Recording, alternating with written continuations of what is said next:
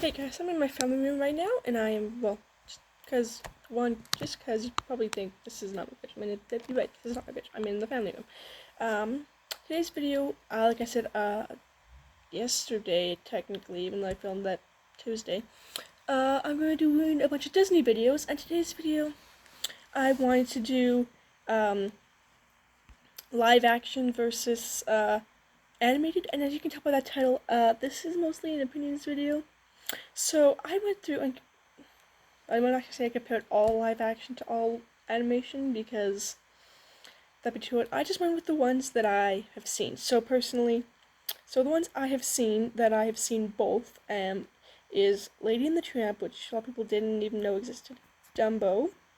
I'm not counting Jungle Book because I haven't seen the whole whole live action Jungle Book. I've seen animated Jungle Book.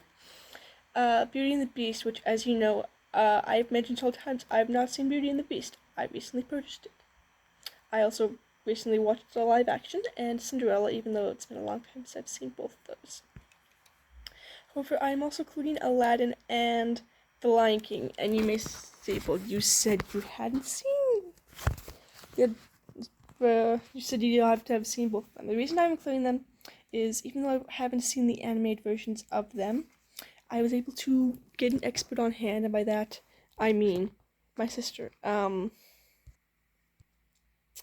I got her opinions on it. I also went to the World Wide Web. So we'll start with The Lion King. Personally, my sister said, and the internet, the one website that I was on, said that the animated Lion King was way better for a couple reasons. One, she puts it they cut out one of the best songs, which, from what I've seen, yes, they did, and I've seen scenes that be prepared, yes, they did. She also said they added a bunch of random scenes that aren't really relevant to the plot. On the website, I also found that, like the original, Simba isn't in the spotlight throughout the film. Timon and Pumbaa are less funny and a little more, I'll just go with the less funny. But there was better visuals, and apparently the songs were a bit better, even though they did cut out Be Prepared. So Aladdin, again, asked my sister. She says that they're both good, but it has a slight edge. Personally, in her opinion, the characters are better in the original, which I don't know what she's talking about. Apparently, like characters in the remake. And once again, I'm turning to the internet. The internet says that the opening was way better, personally, because of the peddler and the genie thing. And then there was some slight changes in scenes, but that is pretty much the same. And same throughout all of these, as well as the next one, which is filled in plot holes, such as Jasmine's mother. Usually Disney princesses, we all know that most of them don't have moms. We don't usually know why, though. In this case, we get to find out why Jasmine does not have a mother. And Jasmine finally gets a song, which, amazing. If you haven't heard Speechless, let's go hear it. They also, I forgot to mention, they added a new character, Dahlia. They added a scene, I don't remember exactly where, but they have added quite a few scenes. Jafar does not sing, which I'm okay with. Like I said, I haven't seen the animated, so I don't really know the difference. And Jasmine's character has a few new changes, mostly the same as the original. The only difference is she wants to be Sultan, because she wants to change the law. Okay, so next, come to Lady and the Tramp, and this one I actually kind of give my sister. My sister said the original is better. I personally think, like I said, the original is good, and the live-action remake is okay. The original does have a slight edge, though. First of all, Jacques is a female. That is really strange. Jim Deere and Dolly have actual characters and aren't just, there. Like, if you see their body, you actually see their face, which I like. Junior is a female, which doesn't really affect anything. The song We Are Siamese is replaced with What a Shame, which last time I saw this was February of 2020, so it's been a while. Same with Dumbo, as well as Aladdin and Lion King. One thing that I do like, once again, is plot holes are filled in. We find out more about Tramp. Moving on to Dumbo, live action.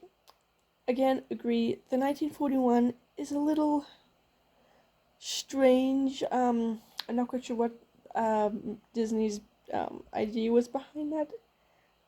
But then again, I wasn't a kid in the 40s. I'm sure if I was a kid in the 40s, I would have loved it.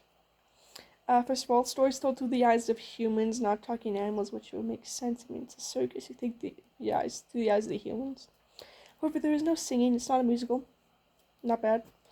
There's a more mature theme, which I kind of like. It's not just goofy and comedic. I kind of like the 1941 version. There is a slight plot change, which isn't bad. There is a villain, unlike in Dumbo. And there is a slight focus on animal cruelty, especially when it comes to the villain V.A. Vanderveer. And once again, the ending is different. I'm not gonna get into what the endings are because I don't want to spoil things. So now the two that I did, which was Cinderella and Beauty and the Beast. So the reason I did Cinderella is because I did ask my sister's opinion, but it's been a long time. Like, this one came out in 2015.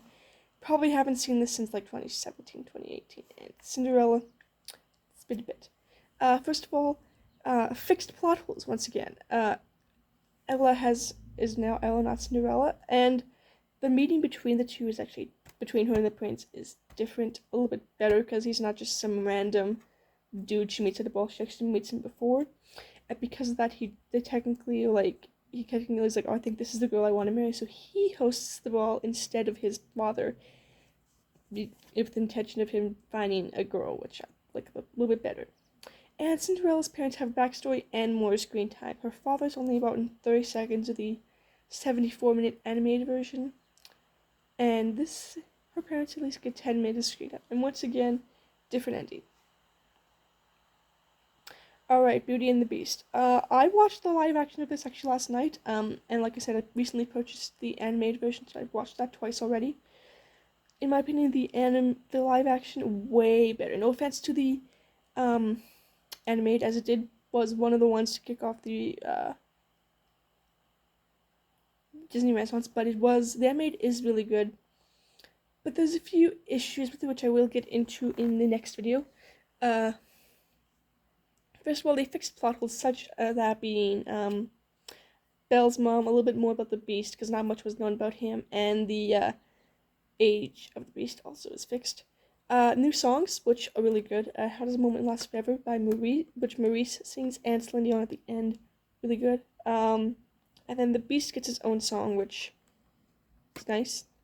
There is slight changes, especially with Belle, and I know Emma Watson had a big part in this. Oops. Belle is more of the inventor than Maurice, and she's a little bit more feminine than she was. Emma Watson did have a big say on this, like I said, and Gaston and LeFou are completely different. LeFou is openly gay, which is interesting and a little weird. Gaston is more of a villain than he was in the first one, and there's quite a few changes, especially between him and Belle. Like I said, which is common throughout all these, is there's new scenes that are not in the original, and there is slight changes to the old ones that are in the originals. And once again, the ending is different. So that's my picture of this video. Make sure you give this video a like, subscribe, hit the notification bell, and see you in the next video, which is going to be on things Disney did wrong. Alright, see you.